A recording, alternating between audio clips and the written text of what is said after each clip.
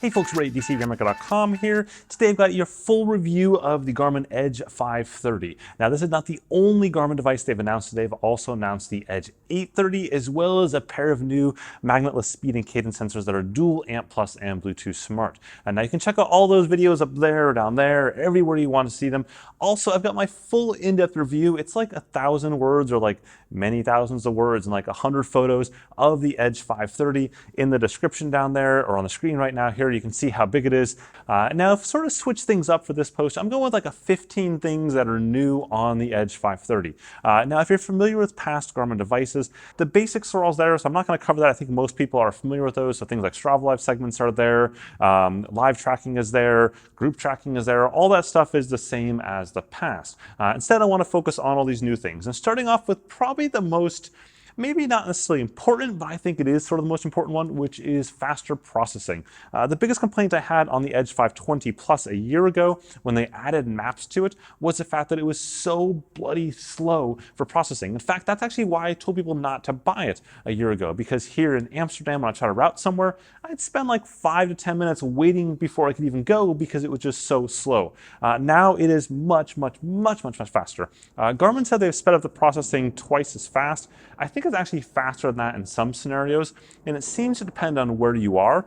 So here in Amsterdam, to do a 50K or so route, it took about 30 or so seconds to route that, to figure that out on the unit itself, versus when I was in Monterey, California doing a route that was about the same duration, it took like 6 seconds, and then in Spain it took like 3 seconds. Again, probably owing to the amount of bicycle path density on those particular routes. So here's one of the most bike path dense places in the world, thus more routes for it to use. Still, that's more than acceptable for me because you don't have to wait for that to finish. You can just get off and going. Number 2 on the list, compared to the original 520, but not necessarily the Edge 520 Plus, is full navigation on this unit itself. So this does have a full map set on it, which means that you can go ahead and you can route somewhere and more importantly, reroute somewhere. So if I go off course, as I did yesterday on purpose on a route, it'll go ahead and tell me how to get back on course again. And it knows to turn left on Maple Street and right on Main Street and whatever else your streets names are, it can do that. That's a distinct difference of something like the Wahoo Bolt or the original Wahoo Element that does not actually have that full map set on it. It can go ahead and tell you to turn left and right if the provider will bake that in, but this will go ahead and actually tell you where to get back on track and how to get back on track properly. Next up on the list, we have ClimbPro. Now ClimbPro is something that also started off in the Phoenix lineup last year, and what it does is it takes a known course or known route. So if you've loaded a route into it, or even if you just point to point going somewhere using the routing capability here, it looks at the terrain and figures out what are considered climbs and what are not considered climbs. And then for the climbs, it shows you your gradient and color-coded gradient across all of it. So like 0 to 3% is one color, 3 to 6%, and so on for the gradient of the different portions. And then it shows you how much distance is remaining and how much ascent is remaining, as well as the average gradient remaining. Super cool. I started using it last month in Spain, Mallorca, at the Sacalobra climb, which is a well-known climb, not like Alp style, but it's definitely solid. And it was just super useful. Like to know exactly what the percentage grades are as I went up was awesome. To go ahead and know how much I had remaining from a gradient standpoint was awesome. Like, was it getting harder or easier depending on how I was going? Next, there's a host of new mountain bike features. These features are kind of into a couple different camps. Number 1 is 2 new metrics called Grit and Flow. Grit measures how difficult the course is, primarily a downhill course. And the idea behind that is that 2 riders could ride the exact same course and get the same grit score, versus Flow measures how well you descend that course. So effectively, are you braking too much while descending? So therefore, 2 riders could ride the exact same grit course and get totally different flow numbers based on how well they rode those courses. This data then appears on your head unit during the ride itself, as well as afterwards on both Garmin Connect Mobile and the Garmin Connect site. In fact, on the Garmin Connect site, you can then overlay those onto the map and to see which areas are the most difficult or the easiest. In addition to those 2 metrics, there's also now the jumps metric. So each time you do a jump while you're riding, it'll go ahead and show you your hang time, so how many seconds were you in the air, as well as the distance of the jump itself. In addition to the mountain biking metrics, there is now Trailforks data and trails built right into the Edge 530 and 830. So in the past, there was a Garmin Connect IQ app, and there still is, and you still want to use that app for a lot of things for Trailforks.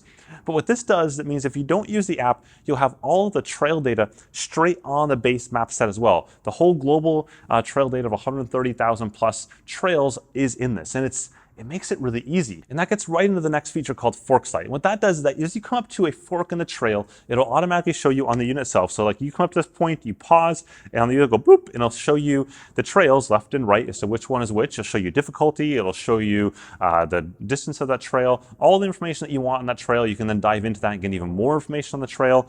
It's just right there. It's kind of awesome.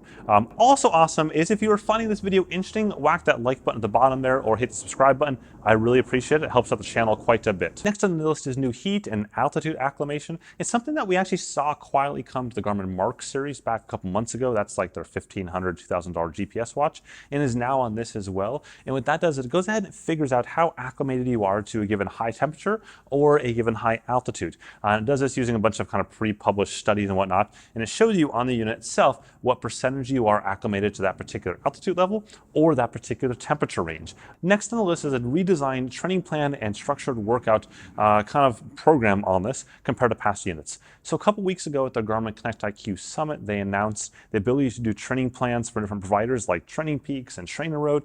Those can now push to all units, including the Edge 530 and 830.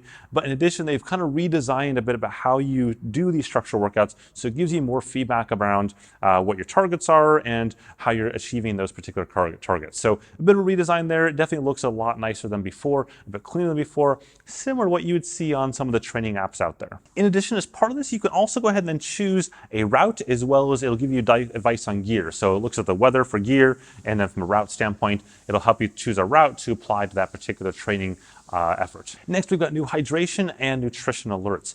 The way this works is that if you load a course into your Edge unit, it'll go ahead and figure out how many calories you need to complete that course. And it'll provide you both food, so nutrition, as well as hydration, ideally water, alerts as you go along. And so it basically looks at that and figures out your caloric intake requirements based on your weight and gender profile and whatnot, and then just pops up these messages. So as you're riding along, you'll see ones that say how much water you should have drank up until that point in time, which is handy because if you get to like say the hour and a half, 2 hour, 3 hour marker, it'll show you how many bottles that you should have drank at that point in time. And the same goes for food. It shows you how many calories you should have consumed. And then afterwards, after your ride, it'll go ahead and allow you to enter in kind of a log of how many calories as well as how much hydration you took. And you can see that later on Garmin Connect as well. Next, both the 530 and the 830 support Garmin's battery pack. This is something they added in the Garmin Edge 1030 a couple years ago, but mostly hasn't been like supported by anything else since then. Now we're seeing it on the 530 and the 830. So the idea behind that is you can use this battery pack, which locks onto the bottom of the unit itself, and that just takes you a heck of a lot longer from a battery standpoint. This 530 here has 20 hours of battery life and goes over 40 hours in battery saver mode by itself. So you add the battery pack there, and you're talking more than doubling that time frame. So the next item is a bit of a downside, I think, for some people. The button locations have stayed the same. So the buttons on this are roughly the same. There are some slight differences on the right side button where they've separated them out a little bit more so you don't accidentally hit them when you're trying to hit one versus the other. But the front buttons, the pause, kind of start, stop, and lap buttons there on the front of the display have stayed the same. Some people don't prefer that or don't like that very much because if you're using an out front mount, it makes it tough to hit those buttons on the inside there depending on how close the mount is to your handlebars. So there's a bit of a downer if you wanted these buttons to be placed on top, like on the Wahoo Element or whatnot. That's still all kind of the same there. Also, in that same vein there are some changes to the user interface, which I think are good changes, but it's also taken me a couple days to get used to it. I'd say it probably took like 3 or 4 days to get used to it, 3 or 4 rides worth before I finally got like the hang of things. I don't think it's bad. I think it's good long term, but if you're coming from most other Edge devices, it may take you a couple days just to, like most things, get used to it. Next, a good thing though is the fact that they have included full Bluetooth smart sensor support in this. So pair it to any ANT Plus or Bluetooth smart sensor. Here's a list right now of all those sensors. Pretty much the same as the Edge 1030. Next, they've added a performance power curve, which other people might simply call a mean maximal graph. It's something that's been used in training platforms for like decades, basically, and just simply plots your power output over time durations. In this case, you can change the different durations along the bottom there, and you'll see it both on the unit itself as well as on Garmin Connect later on. It's a handy little thing to do there, handy little thing to see there. What's also cool is it does appear to pull in numbers from my Garmin Connect account for some of those durations as well, both sometimes good and bad, so just keep that in mind. Next, there's the new bike alarm feature, which allows you to leave your Garmin on your handlebars and use it as a bike alarm. Now, at first, I thought this was pretty stupid because I'm like, well, who would leave their Edge on their handlebars of their nice road bike somewhere? But once I understood the purpose of it, it made a bit more sense. The goal here isn't to like just lock up your bike outside and hope for the best. The goal is for cafes and like quick bathroom stops where you probably have your bike roughly in range of sight, but maybe not like really close eye on it. You can leave this on there, and if someone touches your bike and there's any movement detected by the accelerometers in this, it'll go ahead and trigger a pretty hideous sounding alarm, just like now.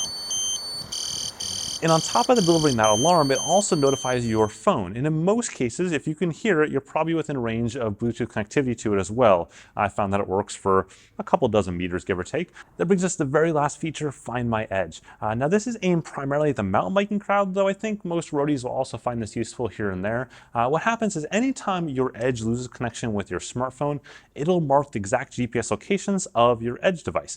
So say you're mountain biking down a steep trail, something happens, hit a bump, and this thing goes flying off, whatever the case may be. At that exact moment, the phone will log the exact GPS coordinates of your Edge device. And it'll show notification on your phone as well. So if you had like a smartwatch on, you might get that notification on your watch. Pretty cool. But let's say you kept on going another like 5 miles down the road, down the trail, and then you realize you've lost your unit. On the phone, you can now open up the exact location. It'll pop up and open up in whatever map service you want, Google Maps, Apple Maps, whatever you have. It opens up and you can navigate your way back to that point to go ahead and find your device. Now you may be saying, well, what if it went off into a bush? No problem. There's then the option to enable a bit of a beeper alarm sort of thing on this, which then makes noise, and you can hopefully find it based on the noise. Very similar to what I used in the past with the GoPro in terms of using the noise, the beeper on the unit, to try to find that device. Now, you have to be within like 20, 30 meters for the Bluetooth to be able to trigger the beeper, but I think most people, GPS coordinates are only usually a few meters off, so it shouldn't be too big a deal to be able to find that and get your unit back safe and sound. Now, do not forget to check out the full review where I talk things like accuracy, all that kind of jazz down in the description there below. But overall, I would say this may be the best bike computer Garmin has ever made. Sure, the Edge 830 is more expensive and has a few more features, and the 1030 is more expensive than that and has no more features. But this thing at $299, you can't beat that price. Like, that is without question the most full featured unit out there. And that does get to some of the discussions people sometimes have around things like, well, this unit has more features that you're never going to use, so why pay for those features? And that's true, but the price differential between this and most of the other units at like $250 or down to $200 isn't that great compared to how many features are on this that you may use. Like the mountain biking feature I talked about earlier, I don't mountain bike all the time, I wish I could, but when I do mountain bike, having those features there, especially some of the Trailforks integration pieces, is super, super cool. So I can definitely see the value in that, even if I don't use those features every day. From like a bug standpoint, I've had almost really no issues with the 530 bug-wise. So if you found this video interesting, whack that like button at the bottom there, it really helps the channel, or the subscribe button, or again, check out that review for way more words than I can possibly fit into this video. Have a good one.